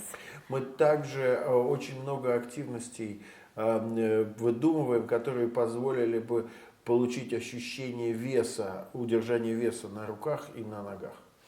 These kids oftentimes don't really know where their bodies are. Потому что для ребенка с гиперкинетической формой церебрального паралича очень часто бывает трудно найти себя в пространстве, понять, где я сейчас нахожусь. And they have a hard time controlling their joints. И у них очень трудная задача для них является контролировать положение своих суставов. So things like crawling are really good for these kids. И мы иногда дополнительно с ними занимаемся If ползанием, possible. если это возможно. Maybe walking and pushing something heavy. Когда мы ходим и толкаем что-то тяжелое перед собой. Any way that we can get more kind of pressure and information into the joints. То есть все, что может нам дать какую-то дополнительную информацию внутрисуставную, когда мы можем поднимать что-то тяжелое или опираться, или что-то. And also getting the muscles all around a joint to contract. Чтобы мы могли развивать мышцы, которые находятся вокруг суставов, чтобы помогать им лучше контролироваться. A lot of these kids are very motivated to move and smart, so letting them move any way they can is helpful. Многие из этих ребятишек, они очень умные и мотивированные, и им здорово помогает, если мы придумываем для них способы передвижения в пространстве. Are you often working with children with hyperkinetic forms of cerebral palsy? Насколько часто работаешь с детьми с гиперкинетическими формами церебрального паралича? I have worked with some. Да, у нас есть некоторое количество таких детей. And like Mary Beth said, oftentimes they are very smart. И как Мария Бет сказала, чаще всего они очень умные. And these have been kids who have moved on to use of a communication device. И как раз многие из этих детей используют коммуникативное устройство. And one of the biggest challenges for them is controlling the muscles so they are able to access the device. И как раз вот эта вот большая сложность, которая у них может возникнуть, это использовать свои мышцы с тем, чтобы использовать свое устройство коммуникативное. And we will continue to work on speech and sound production with Да, мы them. будем продолжать работать над производством звуков и речью, But just making sure to provide them with a functional way to access communication но при at этом the надо same time. дать функциональный способ доступа к коммуникации. Can you give just an example of what Можешь kind of привести device пример, you will какое это use? может быть Just to устройство? help people to Чтобы люди understand просто what we are talking попробовали about. понять, что это может быть. So currently I'm working with a little girl who uses an iPad Вот я сейчас работаю с маленькой девочкой, она использует свой iPad. that has a communication app. На iPad есть специальное приложение для коммуникации. So there are 20 pictures on the screen, У нее на экране располагается 20 картинок. and she touches it and it helps predict the next word, but she can form Она к ним sentences. прикасается, это помогает понять, какое будет следующее слово. There are other bigger devices Есть устройство большего размера. that can have more things like screen overlays, Вот когда есть динамические экраны. or bigger supports that can also support their arm. Либо есть приспособления, которые позволяют поддерживать руку еще. And this can sometimes provide more stability for them to И access it. иногда это дает большую стабильность, чтобы использовать коммуникативное устройство. Sometimes even for a child who's very involved, you can use eye gaze, but it can be very Если tiring. у ребенка очень сильная степень нарушения двигательного, иногда человек использует взгляд, который Устройства, активирует. которые активируются коммуникатор. взглядом и могут. Но это может быть очень утомительно. И у нас есть замечательный коллега Иван Бакаидов, который развивает коммуникативные устройства. И у него собственный опыт, и он прекрасные программы для этого предлагает. И вы, если вы погуглите Иван Бакаидов и на сайте фонда посмотрите, и я очень вам рекомендую это использовать. Я также хотел бы прокомментировать про ботокс вопрос. То есть показанием для ботокса является наше явное понимание, что определенная мышца или определенная группа мышц являются спастичными, напряженными. И мы знаем, как мы можем улучшить функционирование ребенка, если мы снизим спастичность в этой группе мышц. Допустим, мы хотим улучшить дотягивание, указывание, или мы хотим... Но при этом мы не будем делать изолированно ботокс. Потому что ботокс, он оказывает временное действие, и он нам лишь поможет облегчить вот эту программу активной гимнастики, занятий, игры. И исследования показывают, что если вы используете просто ботокс и не используете активные занятия, направленные на конкретно вот то движение, которое вы хотите улучшить, никакого особенного толку не будет. То есть ботокс не относится к лечению, которое помогает излечить церебральный паралич. Ботокс относится лишь к такому инструменту, который может позволить облегчить определенное движение. И, собственно, для этого нам нужны специалисты такие, как Мэри Бет. Доктор может, конечно, сделать укол ботокса, но дальше-то надо заниматься с мышцами и усиливать остальные группы мышц и улучшать движение. And that's why we need parents, because we can't possibly give the child enough exercise that has to be done at home. И для этого еще нужны родители, потому что мы, как специалисты, можем не додавать нужного количества движений для ребенка, и, соответственно, родителям работать дома. Okay. The question from Anna. Вопрос от Анны.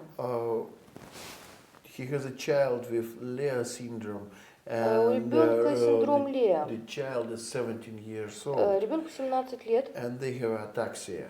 Там атаксия. What will be a strategy to work with ataxia? Какова будет стратегия работы при атаксии? Not obligatory with the Lear Может быть, syndrome, не but синдром Лея any конкретно, ataxia. но вообще вот какова стратегия работы? Children with dyskinetic cerebral palsy and ataxia, the approach is sort of similar. Ну вот подходы к дискинетическим формам церебрального паралича и к атаксии, они похожи.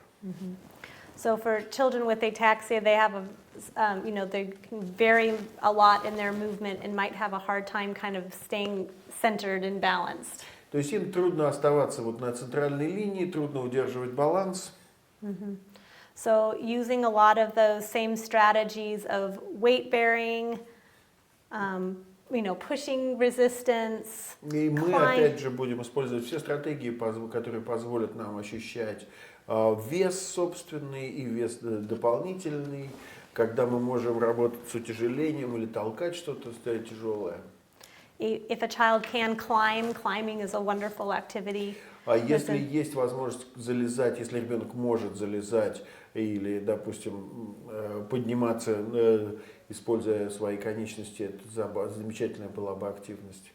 Again, we want to really try to get them as stable as they can in the core, so a lot of core strengthening with climbing and crawling То есть and мы очень pushing. много активностей будем развивать для того, чтобы усилить мышцы туловища, вот то, что называется core muscles, которые помогут, соответственно, создавать вот эту базовую стабильность. То есть мы можем много и залезать, и ползать, и делать какие-то другие упражнения, которые мышцы туловища помогут развивать. So hopefully making that core a little bit more stable, it will help some of that, that. И вот эта, Movement. собственно, стабильность, она позволит дополнительно с вот этими избыточными движениями или неуверенностью и плохим балансом дополнительно работать.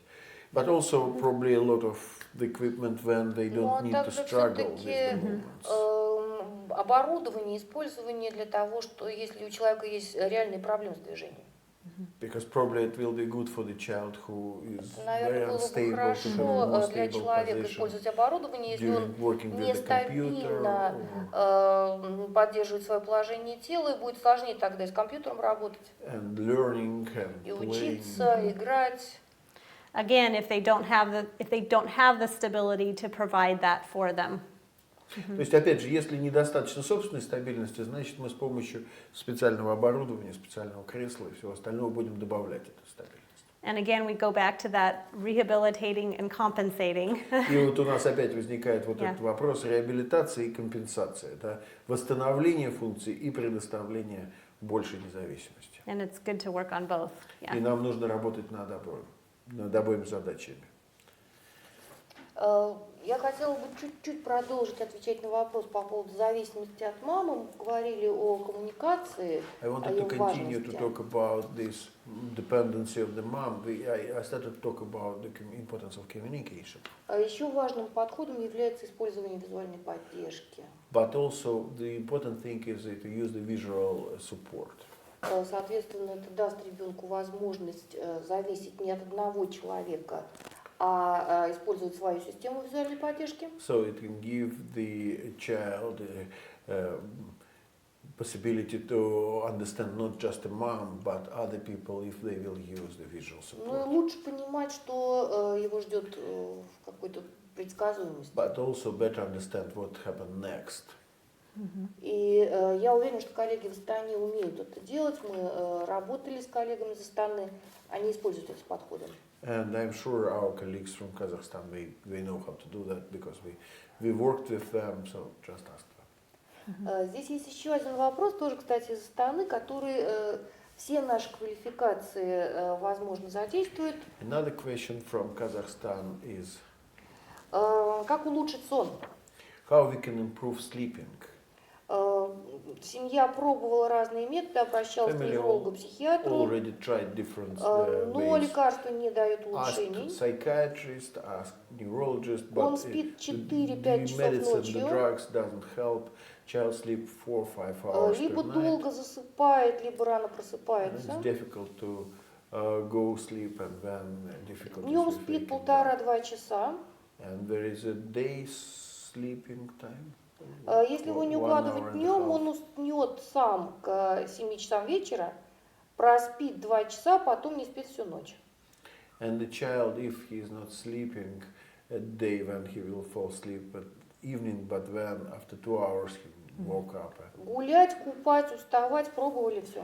And the activity doesn't help, and to make him tired doesn't work. And yeah. Wow. Да, ну начинай тогда, как ты нам задала вопрос. Задала вопрос мама, и мы знаем, что действительно у многих детей с аутистическими расстройствами бывает это сложность, связанная с нарушенным We сном. know that the many children with autistic spectrum can have difficulties with sleeping. Все-таки я хотела бы начинать с того, что нам опять же нужна визуальная поддержка. And I wanted to start with the visual support. Потому что иногда за трудностями со сном может стоять тревога. Because sometimes it could be anxiety. Была забавная такая история. Одна из мам говорила, что ребенок не хочет спать и все время просыпается. We had a funny story when the mom was telling us the child doesn't want to go to sleep. Это ребенок был, который использовал визуальную поддержку, и он было никак не понять, вот день закончился, лег спать. And the child was using the visual support like a schedule, and he couldn't get the idea that that's like complete end, final Тогда end, маме nothing пришлось will в happen расписании after. поставить еще одну картинку. Вот ты ляжешь спать, а потом So проснешься. the actual help was then he got the extra picture. You will wake up then tomorrow. Это одна вещь, которую хотелось бы посоветовать. that's Мне one кажется, of the упал advice. микрофон. I've done a lot of work with children with autism as well, and Я много работаю с детьми с аутизмом тоже, да. and I'm sure this family has tried a lot of things because sleeping is really an important thing for a family.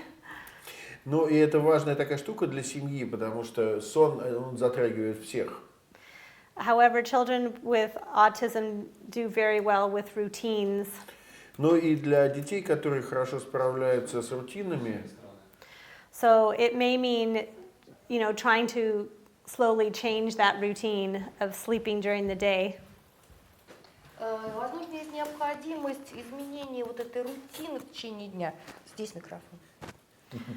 So it might mean, for example, Я перевожу опять. during that time when the child is starting to get sleepy, Ну, например, когда ребенок начинает отходить ко сну, that you build it in the schedule that you might go out and walk. And вам, например, нужно включить туда некоторую прогулку перед этим. and just get them active and moving during that time instead of И sleeping. для того, чтобы как бы раньше времени ребенок не начал засыпать, надо ему дать какую-то активность и занять это время чем-то. То есть имеется в виду уходить от дневного сна. Ага. So. И надо сказать, что дневной сон не является нормой To после sleep during the 2. day, there is no need for physical need for the child who's older than 2 years old. Yes. Понятно, что некоторые дети спят больше, Of это course, some очень kids are sleeping индивидуальная вещь. more, some kids are sleeping less. Yep. И это целый отдельный this is a separate разговор. Я не думаю, что мы сможем все I'm вопросы not про sure сон we ответить. could discuss all the things. Надо сказать, наши британские коллеги Национального общества аутизма, у них Our даже British есть colleagues, the National программа, Autism группа, Society started a которая special program, занимается вопросами which is сна targeting the аутизма. only sleeping challenges with kids with autism. И мы, надеюсь, пригласим коллег. And we hope we could invite these people to present also, because they are already motivated to come. And we have А по last 10 поводу minutes. физической активности, все-таки надо было бы, наверное, поговорить. Давай. And also about physical exercises, which is sometimes very helpful for kids with sleeping difficulties. What do you mean? Я имею в виду программа, действительно, программа активных физических упражнений в течение дня, которые physical помогают activity during the нормализовать which can сон. help the child to be more kind of alert and then to get a better sleeping in the evening. Но это должно быть действительно реально интенсивные упражнения. I think that's a big challenge for all kids in our world today, Но это большая сложность для всех детей у нас в мире сейчас. especially in this world of electronics, and children with autism certainly tend to like that a lot. Особенно, когда так много электроники, а дети с аутизмом особенно это любят. But children really should be getting an hour of physical activity every day. Но ребенку обязательно, по крайней мере, час интенсивных упражнений нужен. And that's at a minimum. Это минимум, это недостаточно. And it doesn't have to be all at once, it can be throughout the day. Это не должно быть все разом, это должно как-то распределяться в течение дня.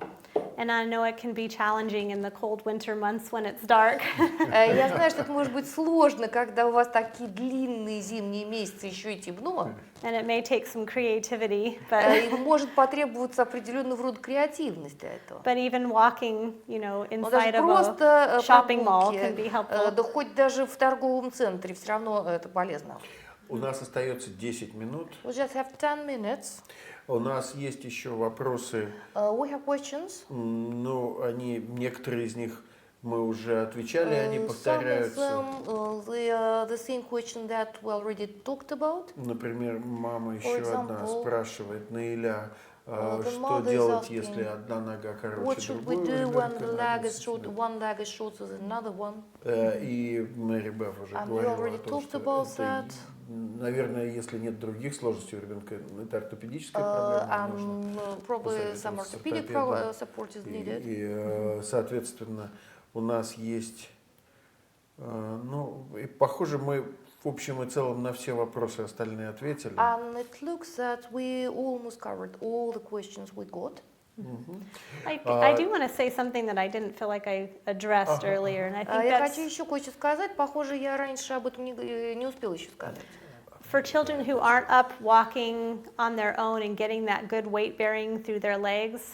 Те дети, которые ходят, и у них неплохой перенос веса на ноги. I think Ощущение от собственного веса. I think it's very important. The research shows it's very important to get the kids standing and weight bearing as much as possible. Исследования показывают, что дать возможность стоять и переносить вес на ноги – это очень важная штука. The best kind is to get them moving and standing any way they can with a walker, holding your То hand. есть очень важно, чтобы стояли как можно больше с ходунком или держась за вашу руку. Because that active pull of the muscle is what helps make the bones stronger. Потому что вот когда мышцы растягиваются, это помогает укреплять кости. But if a child can't do that, then it's important to position them in standing. Если ребенок самостоятельно стоять не может, очень важно ставить ребенка в оборудование для стояния.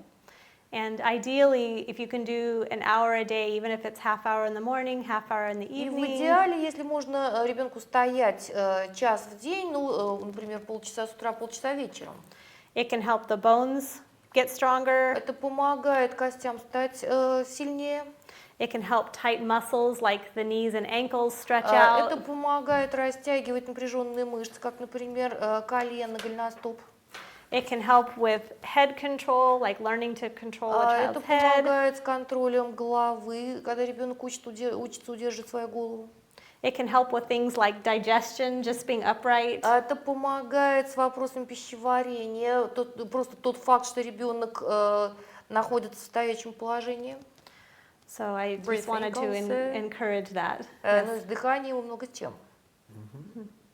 Да, абсолютно тут. Абсолютно. And it can actually, it's shown to help spasticity a bit too when kids are weight Ну, bearing. исследования показывают, что и для того, чтобы уменьшать спастику, это тоже важно. Я как врач часто As a вот doctor, семьям говорю, I'm telling the families, потратьте все силы и возможности it's better to на spend resources оборудование, for good которое equipment, поможет вашему which will ребенку help your сидеть child to sit, и быть в вертикальном be положении, upright, стоять или передвигаться, если угодно. to move or to stand, И активность. and also some physical exercises. Потому что остальное, вот, Because the other things, можно потратить миллионы на дельфинов, sometimes you массажи, are spending a lot of money китайскую for медицину. dolphins or massage or Chinese medicine. Это ваше дело, но Of course, мы that's не your уверены, choice, что but это we are not имеет sure смысл. that's a very good investment. Jessica, what do you want to add Чего for, Джейсон хочет добавить? and advice to people who are watching Посоветовать us? людям, которые нас сейчас If they have a смотрят. non-verbal children with motor Если у вас disabilities, ребенок не говорящий, ну, допустим, с двигательными нарушениями, very young or maybe even маленький или большой, I think the most important thing is any child can communicate но самое важное, наверное, повторить, что каждый ребенок может коммуницировать. and to meet them at the level that they are at. И надо начинать с того уровня, на котором ребенок сейчас находится. Most importantly, through building really responsive relationships with И them. это очень важно, и важно строить вот такие очень отношения, когда мы понимаем ребенка. Because once they have that foundation, it's much easier to Потому что build more когда вот knowledge. этот фундамент уже выстроен, дальше двигаться гораздо проще. Спасибо большое. Thank you very much. Таня, скажи что-нибудь в завершение, мы уже, в общем, подводим итоги. Я хочу добавить, что очень важно думать о ребенке как о ребенке. To think about И the child as все-таки a не о child. больном и не о сборище Not as a, диагнозов. И different diagnoses иногда or это sick помогает child. нам увидеть не только его проблемы, но и его возможности. Sometimes it can help us to see the opportunities, not only limitations. И, наверное, очень хочется сказать о важности того, чтобы ребенок ходил в школу, ходил в детский сад.